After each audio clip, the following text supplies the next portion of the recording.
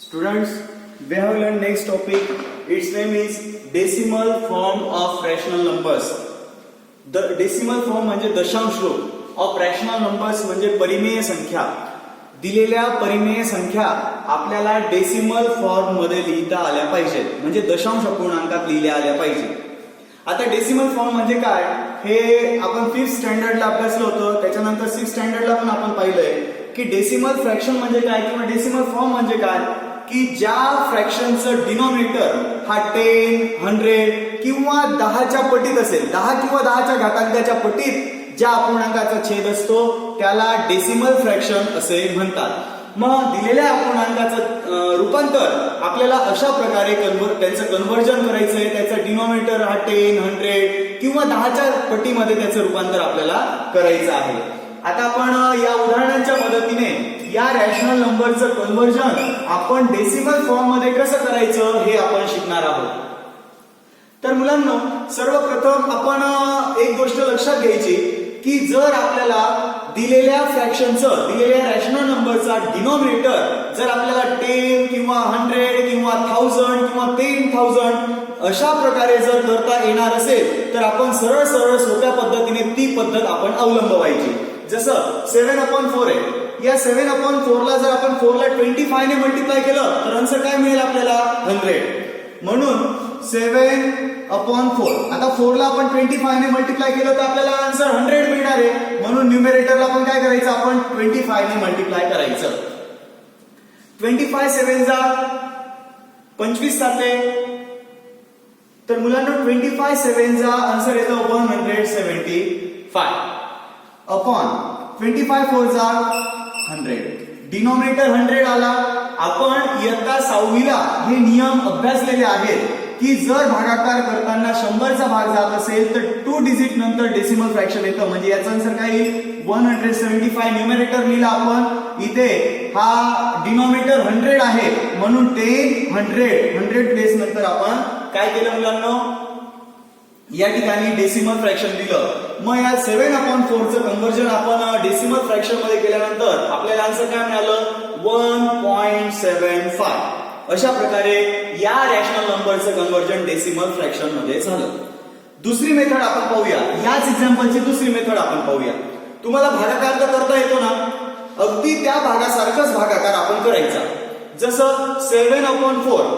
या 7/4 म्हणजे या रॅशनल नंबरचं डेसिमल फॉर्म मध्ये कन्व्हर्जन आपल्याला करायचं आहे ना, म्हणून इथे लिहायचं 7/4. आता याला आपण भाग द्यायचा. 4 1 जा 4. 7 - 4 रिमेनिंग 3.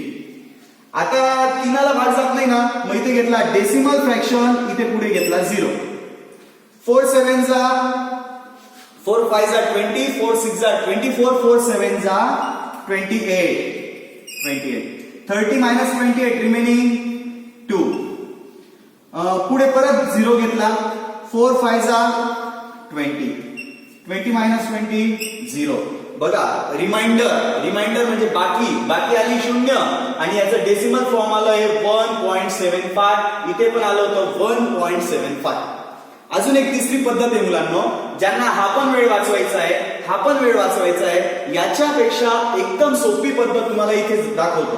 ही बघा, ही एक मेथड झाली, ही दुसरी मेथड झाली आणि तिसरी मेथड मी इथे शिकवतोय तुम्हाला आता.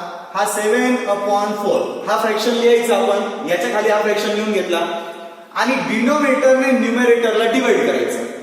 तोंडी हे 4 1 जा 4, 4 1 4. आता 4 ने याला भाग द्यायचा.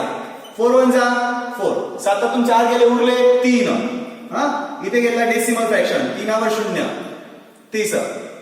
4 7 जा 28. 30 मधून 28 गेले उरले 2 2 0 20. 4 5 जा 20. 7/4 चा डेसिमल फ्रॅक्शन काय आला 1.75. तर अशा प्रकारे मुलांनो तुम्ही कोणत्याही पद्धतीने सोडवा.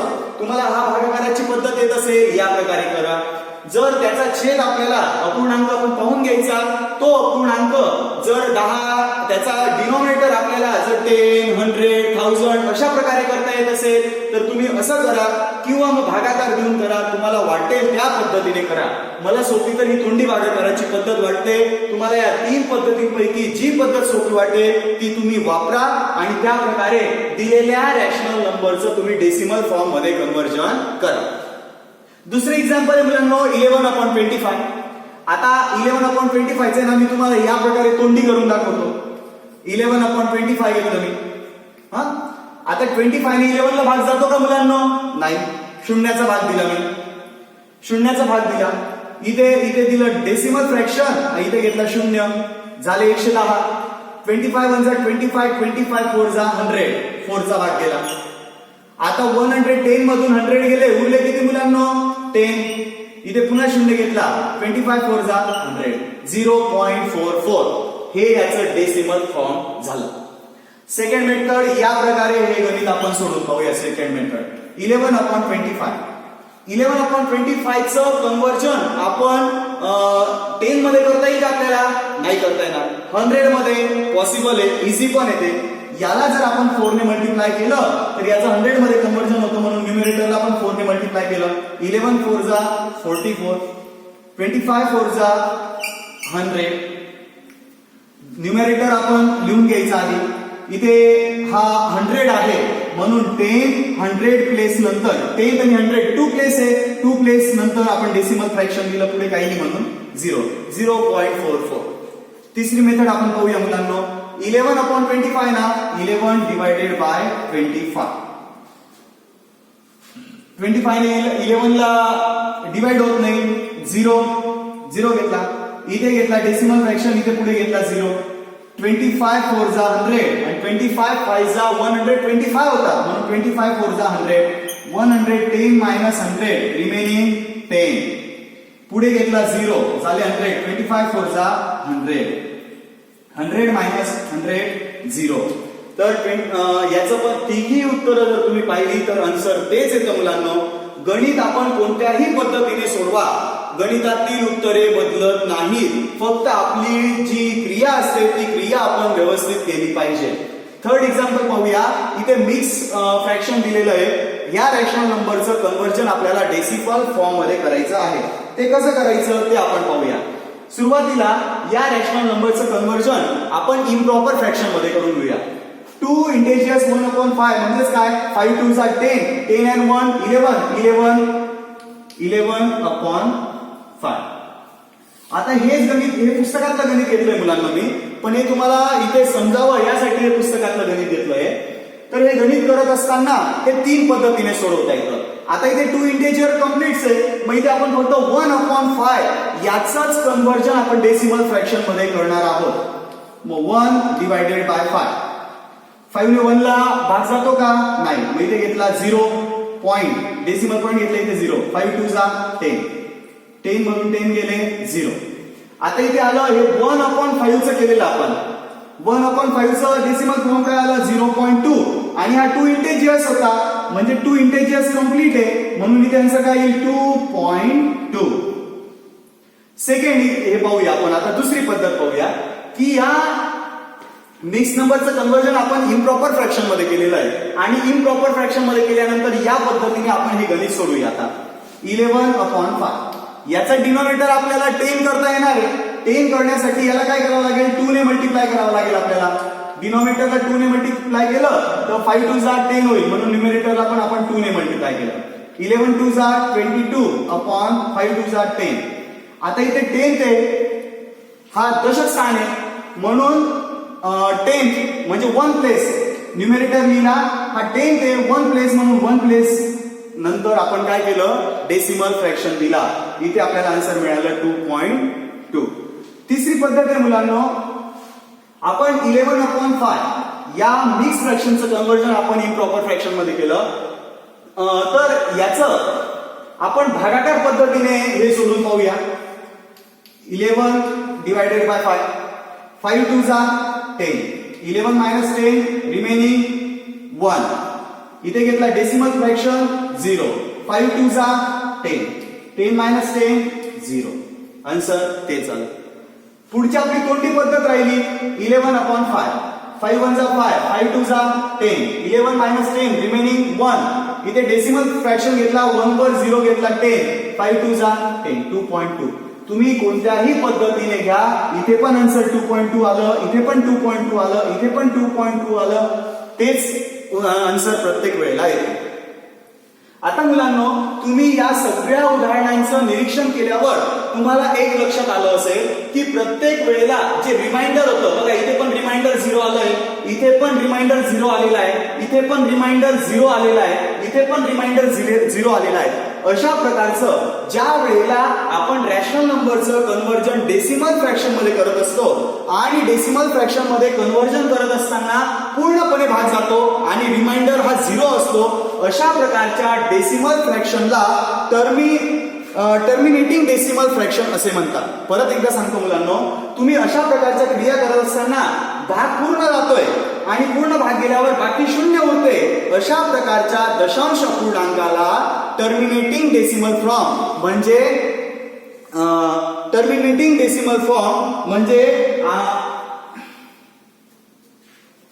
खंडित दशांश रूप असे म्हणतात. टर्मिनेटिंग डेसिमल फॉर्म म्हणजे खंडित दशांश रूप.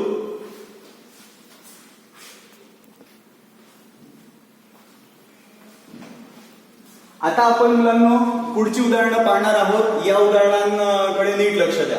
पुढचं आहे 5/3. याचा आपल्याला डेसिमल फॉर्म करायचं आहे. तर या 3चं आपल्याला डिनॉमिनेटर 10 मध्ये किंवा 100 मध्ये करणं इझी नाहीये, म्हणून याला आपण सरळ भागाकाराची पद्धत अवलंबूया किंवा तोंडी पद्धत अवलंबूया.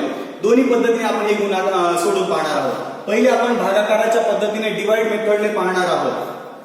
5/3 5 डिवायडेड बाय 3. 3 1 जा 3. 5/3 5 - 3 2. इथे घेतला डेसिमल फ्रॅक्शन, इथे घेतला 0.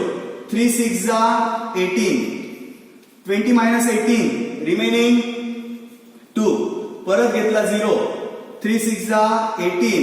20 - 18 रिमेनिंग 2. परत घेतला 0. 3 6 जा 18. असं आपण किती वेळा करत राहिलो तरी आन्सर तेच येणार आहे. Okay all of you.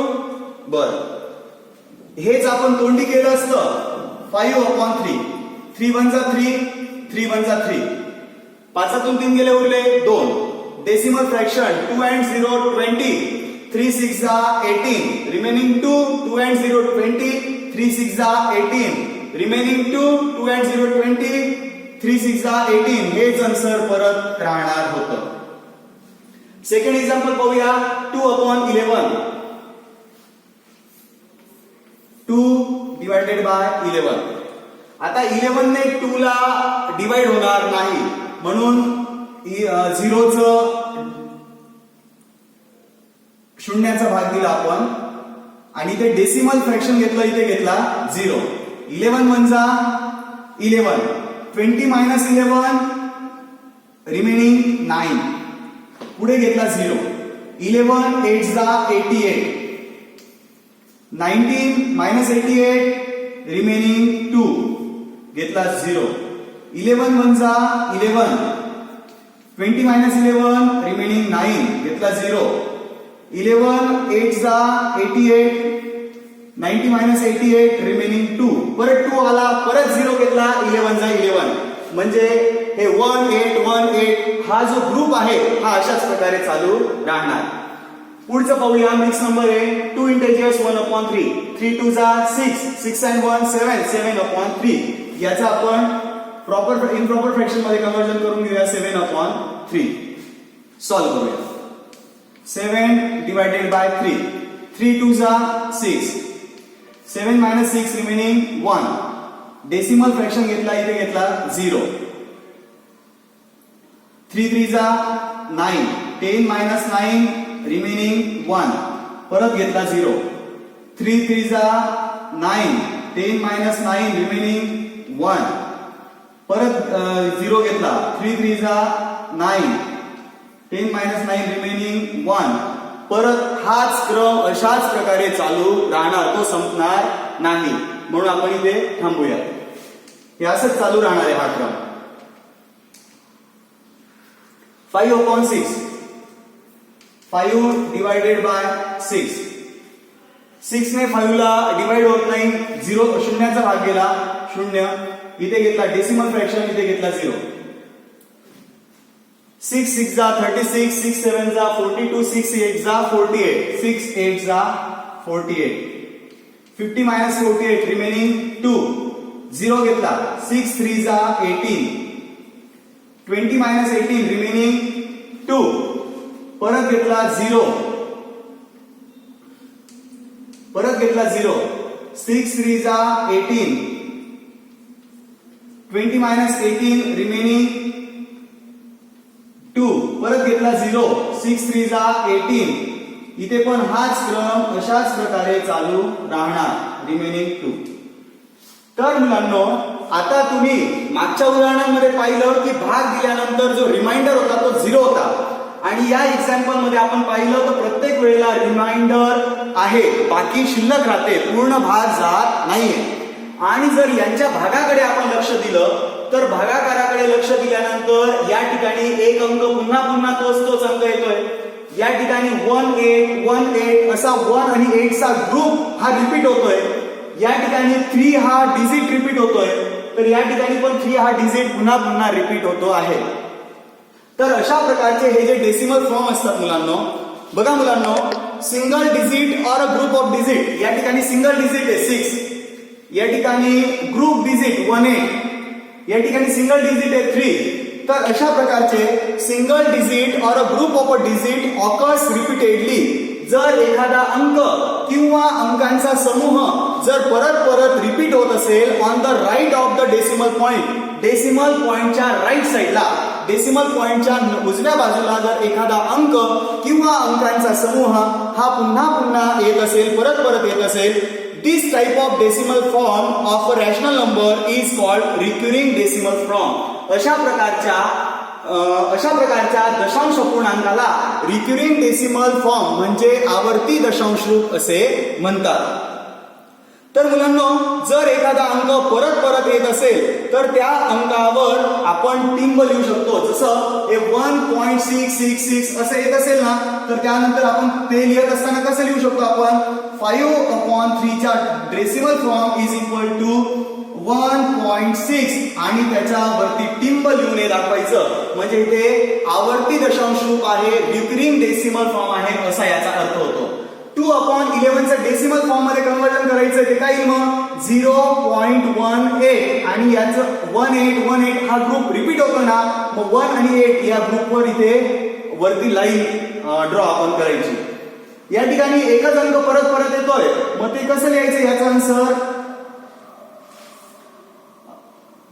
2 integers 1/3 is equal to 2.3 आणि त्याच्या वरती डॉट, म्हणजे हे रिक्युरिंग डेसिमल फॉर्म आहे.